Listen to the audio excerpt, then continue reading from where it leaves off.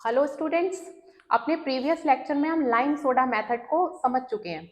उसमें हमने उसकी क्या समझा था, वर्किंग, उसकी जो प्रिंसिपल है और एडवांटेज एंड डिसएडवांटेजेस को हमने डिस्कस किया था। उसमें मैंने आपको अपने प्रीवियस लेक्चर में बताया था कि जो लाइम सोडा मेथड है it is of two types, एक तो कोल्ड लाइम सोडा और दूसरा हॉट लाइम सोडा मेथड। तो दोनों को हम अलग अलग लेक्चर्स में कवर करेंगे। आज का टॉपिक हमारा कोल्ड लाइम सोडा मेथड है। ठीक है, तो इसका एपरेटस और हम प्रिंसिपल समझते हैं। इसके प्रिंसिपल को समझने के लिए हम थोड़ा सा रिकॉल करेंगे अपना प्रीवियस लेक्चर। लिंक मैं डिस्क्रिप्शन बॉक्स में दे दूंगी, उसको आप एक बार जरूर देखिए। पर यहाँ पर क्योंकि हम कोल्ड लाइम सोडा मेथड पढ़ रहे हैं तो यहाँ पर थोड़ा सा रिकॉल करना जरूरी है।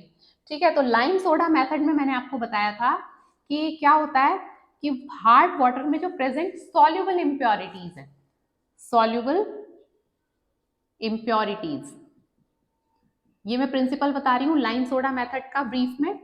Soluble impurities of hard water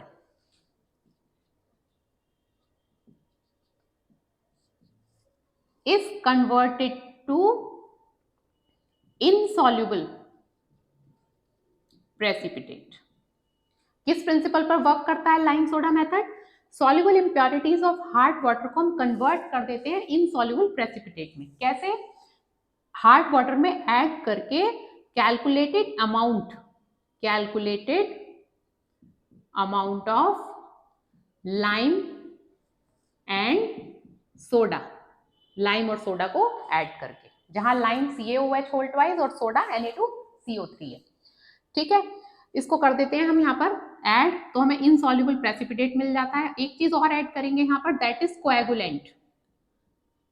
coagulant add करेंगे, मैंने बताया था लोडिंग प्रोसेस होती है, इसका मतलब है कोएगुलेंट जब जो हमें ये इनसॉल्युबल प्रेसिपिटेट मिल रहा है it is of very fine quality.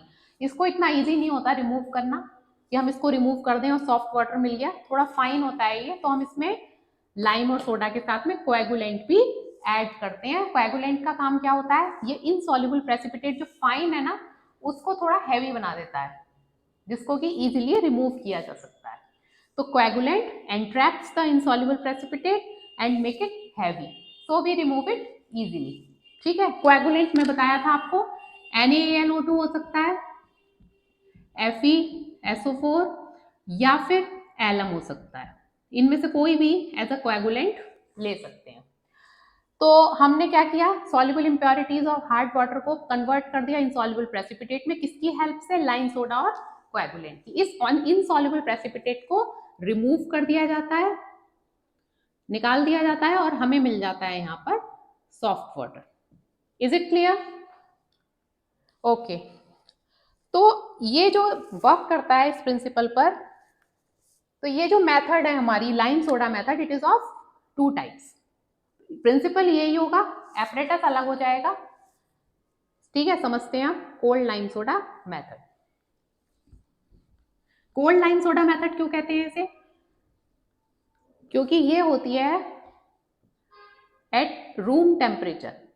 Room temperature पर अगर ये लाइम सोडा मेथड प्रोसीड कर रही है तो that is cold lime soda method, और अगर रूम टेम्परेचर से थोड़ा हाई टेम्परेचर पर प्रोसीड कर रही है तो that is hot lime soda method.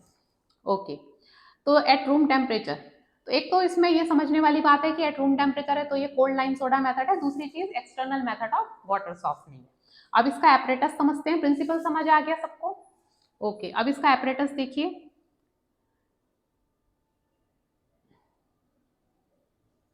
इसके एपरेटस में इस तरह से दो तरह के चैम्बर्स होंगे।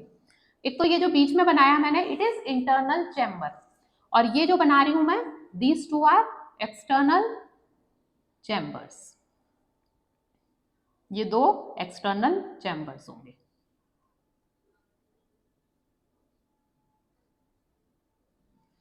ठीक है, इस तरह से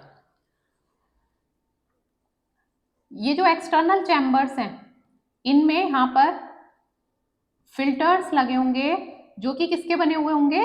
वुड के। वुड फिल्टर्स होंगे जो कि वाटर में किसी भी हार्ड वाटर में किसी भी तरह का रेजिड्यू बचेगा ना उसको फिल्टर कर देंगे। दीज आर, अभी डिटेल में बताऊंगी, ये वुड फिल्टर्स।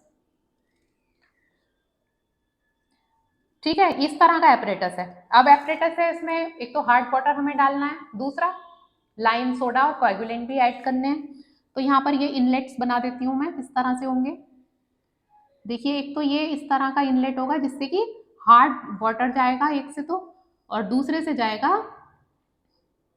लाइम और सोडा। तो ये दो इनलेट बना रही हूं मैं यहाँ पर।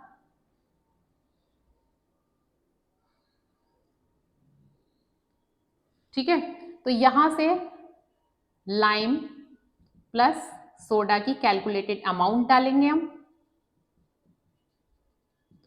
और दूसरी चीज क्या डालेंगे, कोएगुलेंट ऐड करेंगे इसमें। जैसे मैंने बताया अभी, सोडियम एल्यूमिनेट, एलम, या और क्या ले सकते हैं हम, FeSO4 एज अ कोएगुलेंट ले सकते हैं। ठीक है, कुछ भी ले सकते हैं, यहाँ से हम ऐड करेंगे। और ये जो इनलेट है, it is for hard water, जिसे कि हमें सॉफ्ट बनाना है, यहाँ से हार्ड वाटर जाएगा। ठीक है, बीच में क्या होगा, अब यहाँ से लाइम सोडा आ रहा है, इधर से हार्ड वाटर आ रहा है, इन दोनों को आपस में मिक्सअप करने के लिए एक इलेक्ट्रिकली ऑपरेटेड स्टरर यहाँ पर होगा। Stirrer, it is stirrer. ये इसके यहाँ पर पैडल्स हैं, पैडल्स लगे हुए हैं जो कि इसे क्या करेंगे, स्टर करेंगे, लाइम सोडा, कोएगुलेंट और हार्ड वाटर को। ठीक है, ये इलेक्ट्रिकली ऑपरेटेड है। वाटर आ रहा है यहाँ पर, इनलेट हमने शो कर दिए। यहां पर ये बना देंगे हम, यहां पर होता है soft water outlet, soft water outlet. ठीक है, ये सब तो हमने कर दिया। हार्ड वाटर आ रहा है, लाइम सोडा आ रहा है, कोएगुलेंट आ रहा है, सॉफ्ट वाटर आउटलेट भी हो गया। जो मैंने बताया था, सॉल्युबल इंप्योरिटीज कन्वर्ट हो जाएंगी इनसॉल्युबल प्रेसिपिटेट में, जिसको कि हम अलग कर लेंगे, दैट इज स्लज। वो यहां पर, यहां होता है वो स्लज, यहां पर स्लज फॉर्मेशन होगा जिसको कि रिमूव कर दिया जाएगा।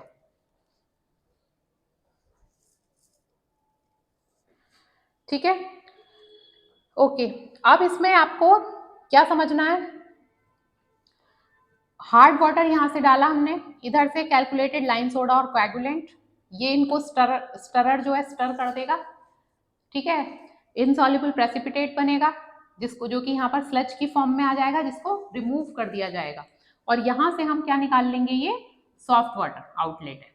अगर कोएगुलेंट ऐड करने के बाद भी कुछ रेजिड्यू रह जाते हैं हार्ड वाटर में, तो उसको ये जो वुड फिल्टर से ये फिल्टर कर देंगे, इनका काम यही है। तो ये जो है प्रोसीजर है कोल्ड लाइम सोडा मेथड की। अब समझते हैं कि इनके एडवांटेज और डिसएडवांटेजेस क्या हैं। तो अगर हम एडवांटेजेस की बात करें, तो इसका पहला advantage, it is economic method है। दूसरा, जो हमें सॉफ्ट वाटर मिल रहा है, उसकी जो हार्डनेस है, that is 30 ppm, 30 ppm hardness water we can get by this process. जो वाटर हमें मिल रहा है, उसकी जो pH है is more than 7, it means water is alkaline, 7 से ज्यादा है तो एल्केलाइन है। So water is alkaline and is not the reason of corrosion, corrosion का रीजन नहीं बनता ये। ठीक है, इतना क्लियर हो गया। इसके अलावा जो जैसे हमने जियोलाइट प्रोसेस में देखा था कि उसमें सिर्फ कैल्शियम मैग्नीशियम के आयन सॉल्ट ही हम रिमूव कर पा रहे थे, इससे हम रिमूव कर सकते हैं Fe, Mn, or Mn can also be reduced, ये भी रिड्यूस किए जा सकते हैं लाइम सोडा मेथड से। आयरन और मैग्नीज जैसे जो या हम कह सकते हैं मिनरल्स को भी ये काफी हद तक रिड्यूस कर देता है टू सम एक्सटेंट। ठीक है, तो ये तो इसके एडवांटेजेस हो गए। अगर हम इसकी डिसएडवांटेजेस की बात करें, डिसएडवांटेजेस, तो डिसएडवांटेज एक तो इसका पहला है कि we can not get 0 ppm hardness water, 0 ppm का तो नहीं मिल रहा हमें, 30 ppm तब भी उसमें जो है हार्डनेस है, तो ये इसका डिसएडवांटेज है। We can not get 0 ppm hardness water. पहला तो इसका ये पॉइंट हो गया। सेकंड इज, जो सबसे बड़ी प्रॉब्लम है वो है स्लज को रिमूव करने की। स्लज फॉर्मेशन हो रहा है, sludge formation is a big problem. Third is, a skilled person is needed for this process. Sludge को निकालना टाइम टू टाइम, इसके लिए एक स्किल्ड पर्सन की नीड होती है। Skilled person is needed for this process. Number 4, it is time taking process, क्योंकि ये रूम टेम्परेचर पर हो रही है तो इतनी फास्ट नहीं होगी है, it is time taking process. तो ये इसके कुछ एडवांटेजेस और डिसएडवांटेजेस हैं। आई होप आज का लेक्चर आपको क्लियर हुआ होगा। अपने इससे नेक्स्ट लेक्चर में हम हॉट लाइम सोडा मेथड का एपरेटस, उसकी वर्किंग और एडवांटेज एंड डिसएडवांटेजेस को समझेंगे। Thank you so much.